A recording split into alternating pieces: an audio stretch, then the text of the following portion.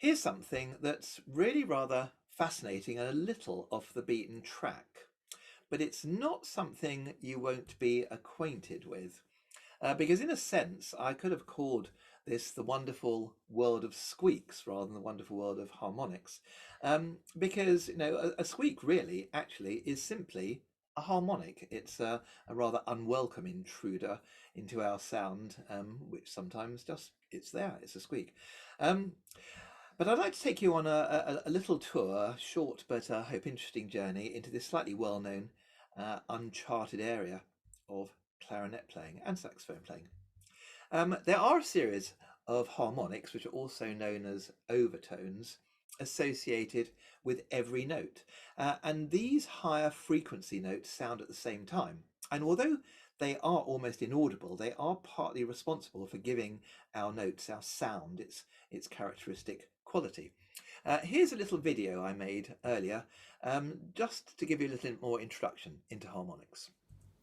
Well, just a few words about how harmonics work. If we take a note on the piano, let's say this C, it has a string, say it's this length. Or a similar note on the clarinet or bass clarinet. When you play that note, there will be one airwave, one main airwave in the tube that produces that note. It's called the fundamental. If we cut that string in half, or half of that wave that produced the low note, it produces a note one octave higher. So if I hold this note, if I hold the note down, that's taking the damper off the string, and just play this low note, you can hear that note, because that string is exactly half the length of this string, and it is sympathetically vibrating sympathetically. Just the same that a note on the clarinet, it'll have one wave, exactly half that wave will be an octave higher. More about that a bit later. If we cut that string into 3 parts, or make the airwave a third as long, the note that will sound is an octave and a fifth above the fundamental. And again, if I hold that note down, I'm just going to hold 2 down to make it a bit stronger. If I hold that down, I'm not going to play it, I'm going to simply going to play this low note. You'll hear that note vibrating sympathetically. There you are. So I'm not playing that note, I'm not touching that note at all, I'm just letting the string vibrate, and I'm playing this low note. It's exactly a third the length, the string is a third the length. If I cut it into 4, the note is 2 octaves above the low fundamental. I'll hold the note down. Oh, sorry.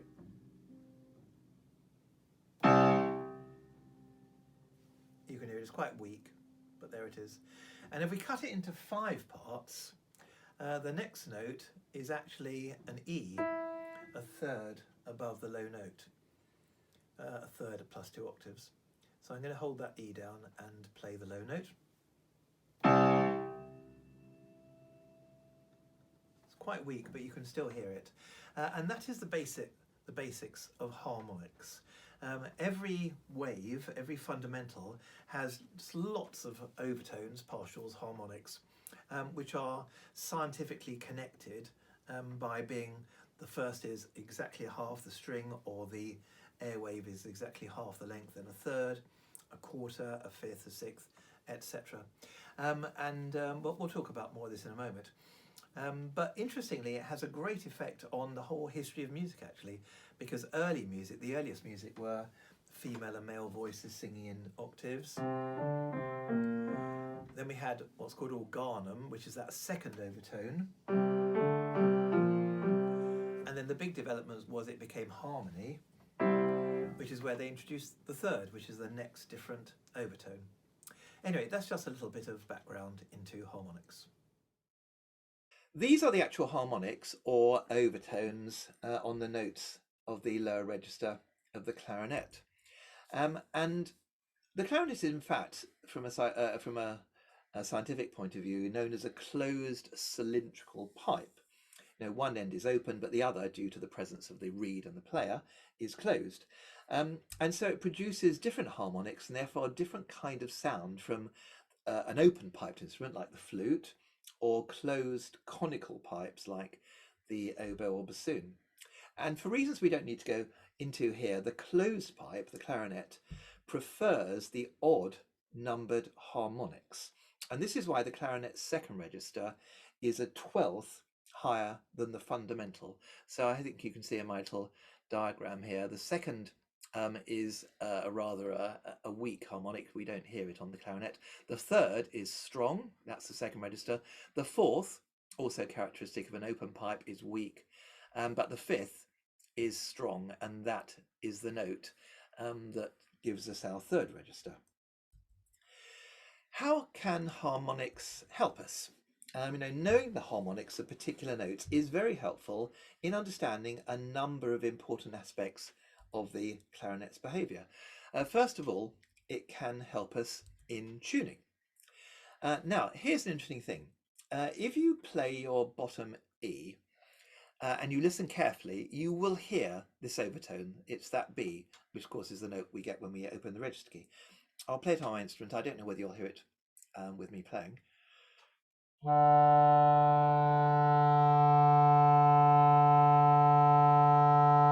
If you play a note into a corner of a room, you can often hear it more so. But if you listen carefully, you will hear that note. And once you've got it in your mind, then open the register key and hear the actual B.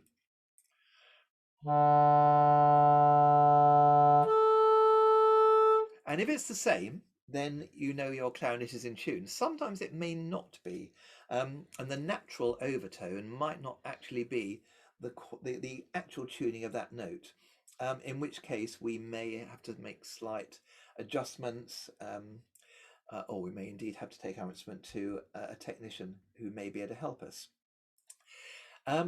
Now repeat the exercise again, and this time see whether we can hear the next harmonic, which is the G sharp. And you can do this with a bit of practice. I'm going to play the low E, but you should be able to hear the B and the G sharp. I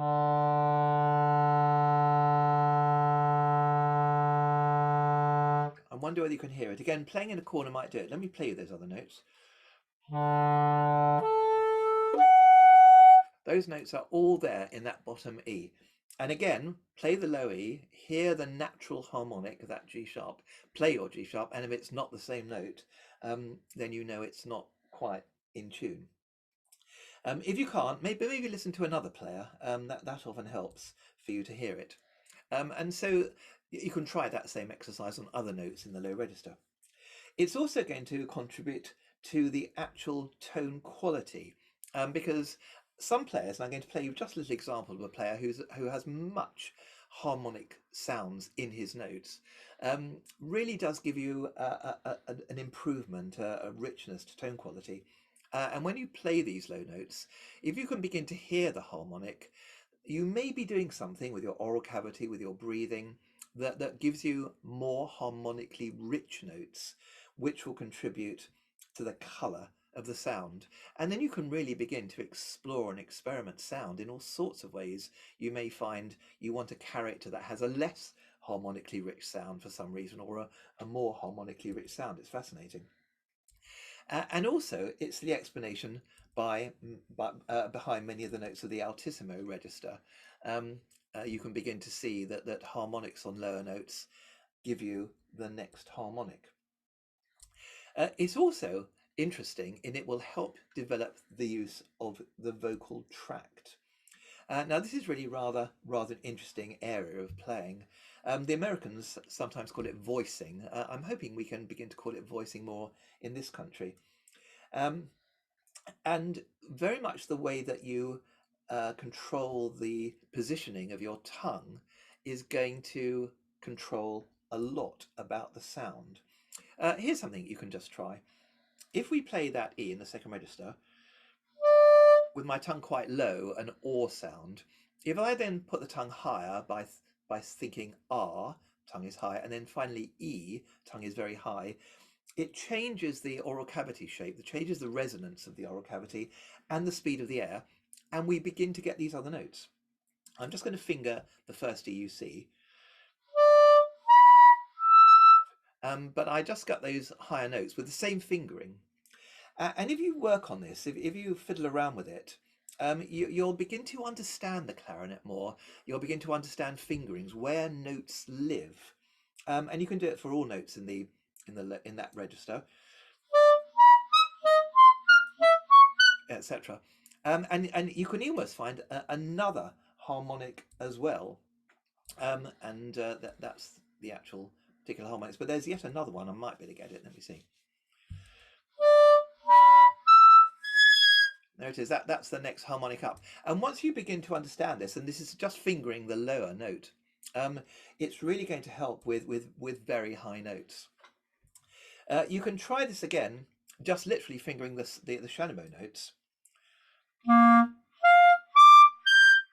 I'm getting those notes just fingering the low note, the shallow note, and I'm beginning to understand all this stuff about harmonics and where they live in my oral cavity, voicing. And then you can do all sorts of fun exercises.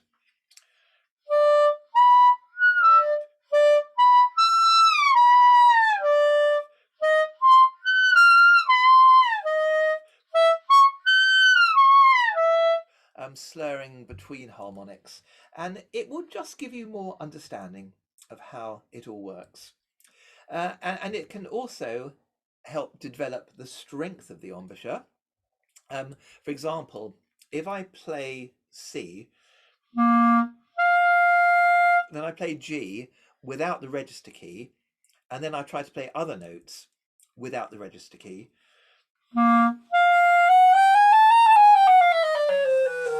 It's quite difficult once you get to the low notes. I'm playing all those notes without the register key. I can really do some strengthening exercises. It also is interesting in the production of multiphonics, if you happen to be interested in that kind of sound and technique in more modern pieces.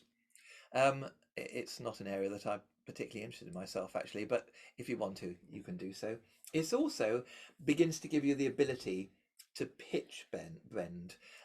If you think of a moving between these voicings, E, or, you can begin to bend notes. If you just take your mouthpiece off and play a note, it gives you approximately an E flat. That's the note of the mouthpiece. That's a very bendable note, actually, on the clarinet, but we can just bend it on the mouthpiece is easy. I'm just thinking Eeyore, basically. I'm now putting my mouthpiece back on the instrument, going to that E flat. I can really bend that note really quite a lot. And other notes, certainly in the altissimo register, are equally bendable. Notes lower down, and do have a go. You'll find practicing this really rather fun. Notes lower down are bendable, not quite so much. Notes in the low register, not so much. But again, interesting. You learn more about the instrument. And finally, glissando, and this is where glissando starts from. So.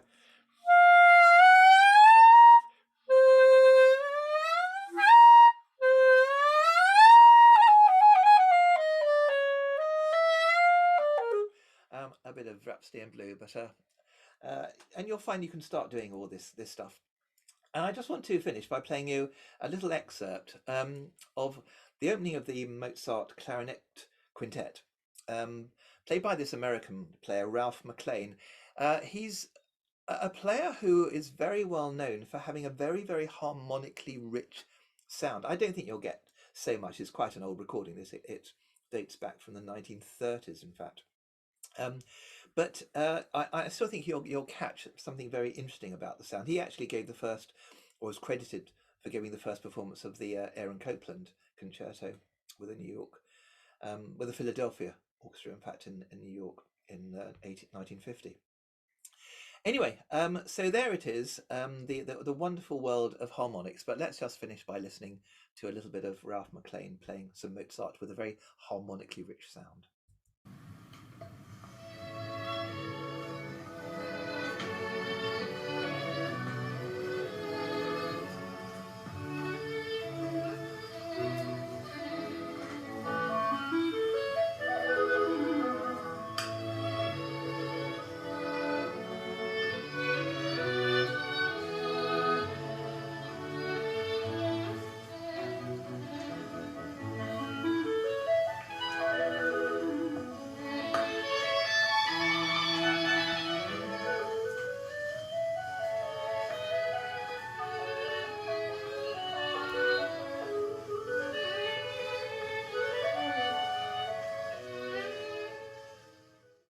Well, thank you very much indeed for listening to this short talk on the wonderful world of harmonics, and I hope it gives you some interesting ideas and maybe some thoughts for further exploration and experiment.